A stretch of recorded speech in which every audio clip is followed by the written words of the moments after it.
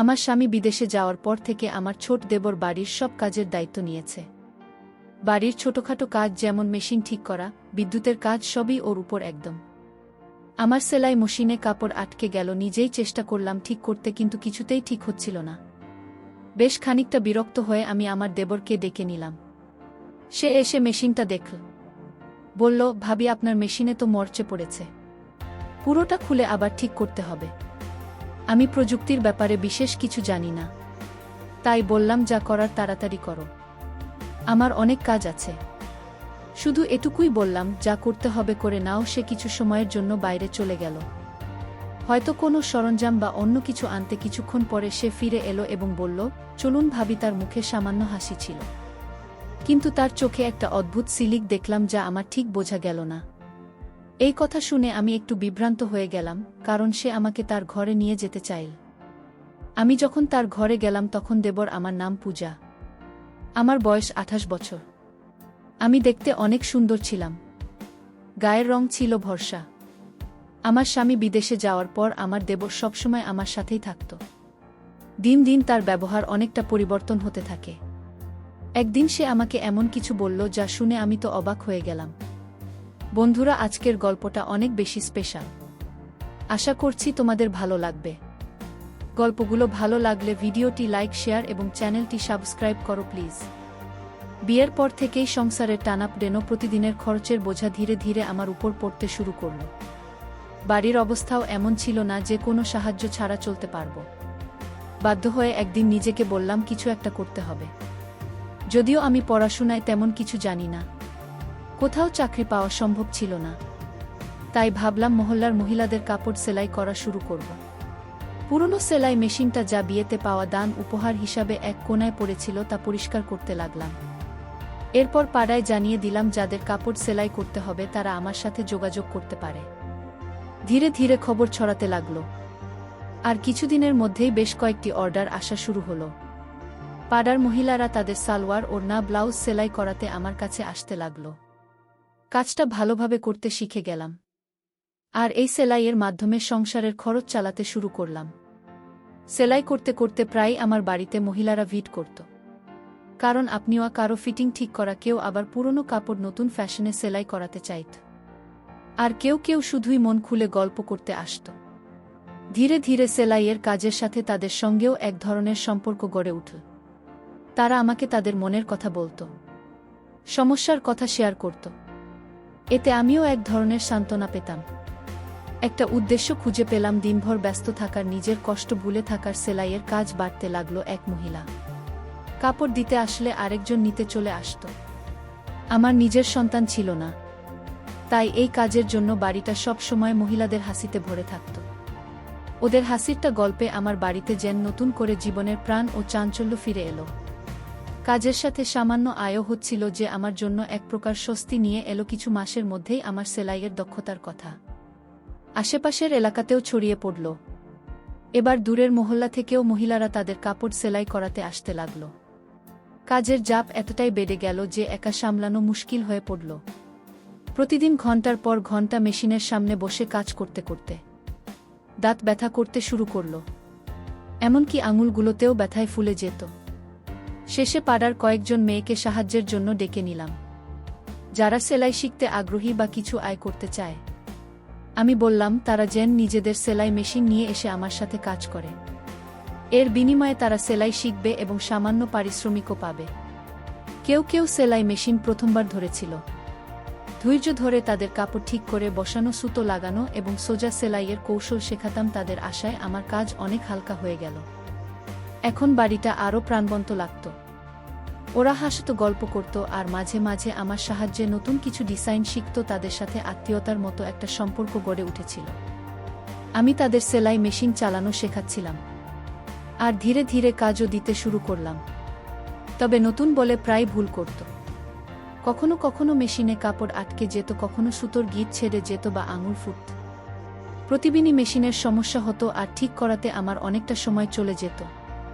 একদিন তাদের মধ্যে এক মেয়ের মেশিন আবার নষ্ট হয়ে গেল। কাপড় মেশিনে আটকে গেল। আমি নিজে থেকে চেষ্টা করলাম ওর মেশিনটা ঠিক করতে, কিন্তু সফল হলাম না। বাধ্য হয়ে আমি তাকে বললাম, আজ তুমি মেশিনটা ঠিক করে নিয়ে এসো, আজ আর কাজ করতে হবে না। মেয়েটি চলে যেতে প্রস্তুত হচ্ছিল। তখনই আমার দেবর বাড়িতে দুপুরের খাবারের জন্য এলো। আমি রান্নাঘরে গিয়ে তার জন্য খাবার গরম করতে লাগলাম। জানালা দিয়ে তাকিয়ে দেখি আমার দেবর সেই মেয়েটির সঙ্গে কিছু কথা বলছে।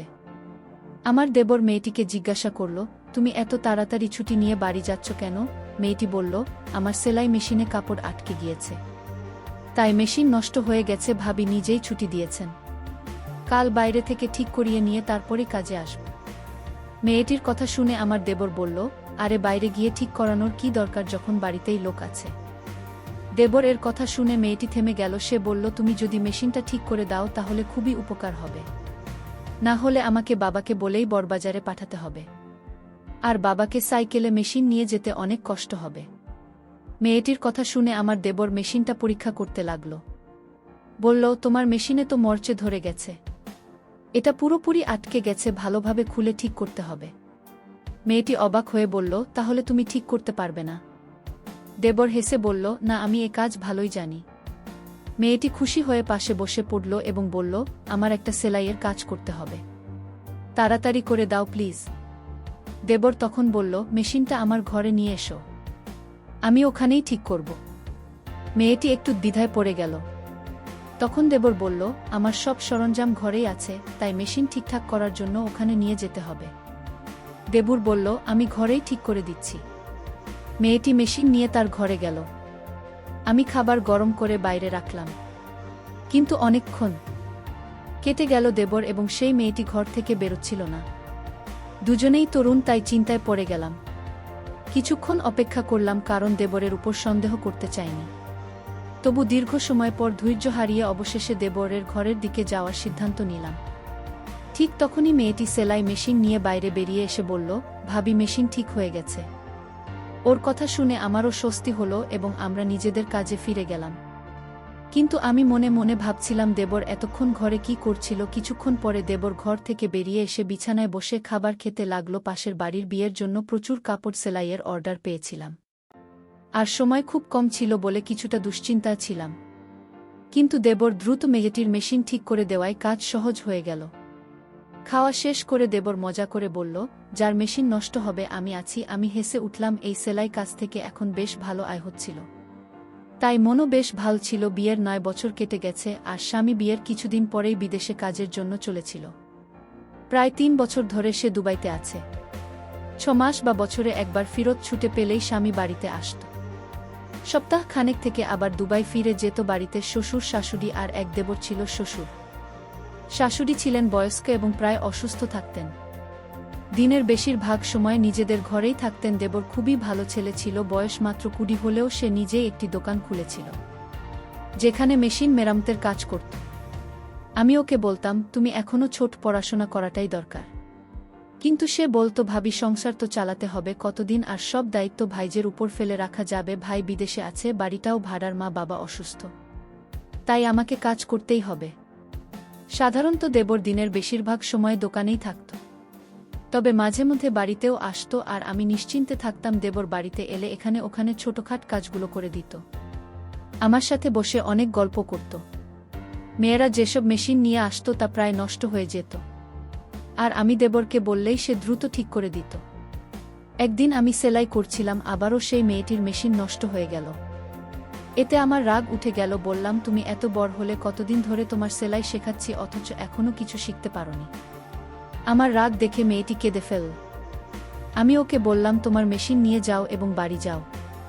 কিন্তু ঠিক সেই সময় আমার দেবর বাড়িতে এলো আর মেয়েটিকে কাঁদতে দেখে বলল, ভাবি, ও কাঁদছে কেন? দেবর আশেপাশের সব মেয়েদের চিনত, তাই ওদের ব্যাপারে খোঁজ খবর নিত।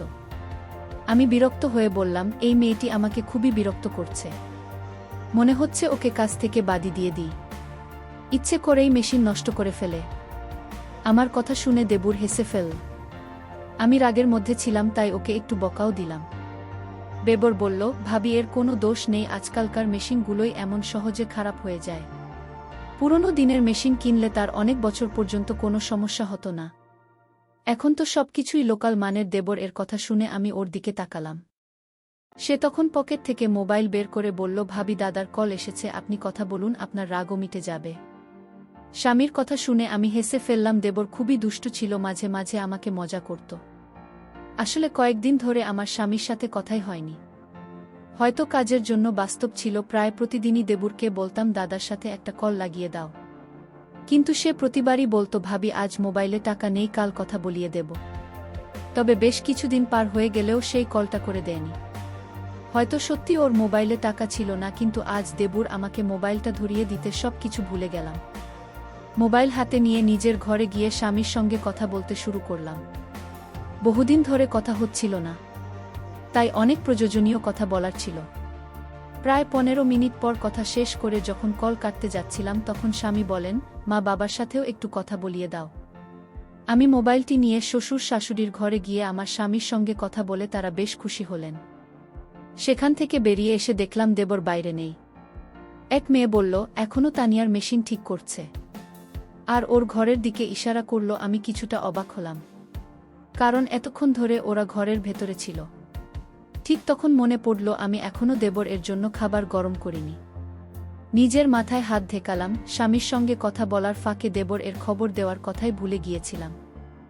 দেবর যখন বাইরে এলো তখন আমি বললাম, তুমি বসো, আমি তোমার জন্য খাবার গরম করে আনি। কিন্তু দেবর বলল, না ভাবি আমার পেট ভরে যাচ্ছে, আজ খাব না। হেসে সে বাইরে চলে গেল, আর আমি একটু অবাক হয়ে মেশিনের পাশে বসে ভাবতে লাগলাম আসলেও কোথায় গিয়ে পেট ভরাল সেদিন। আমি কাজের মাঝে হঠাৎ একপাশে দেখলাম আমার তানিয়া কিছু মেয়ের সাথে ধীরে ধীরে কথা বলছে। তার মুখে এক ধরনের আনন্দ ঝলকাচ্ছিল, যেন সে আনন্দে মেতে আছে। তার মুখে এক অদ্ভুত লালচে আভা ফুটে উঠেছিল, যা দেখে আমার মধ্যে হালকা অভিমান তৈরি হলো।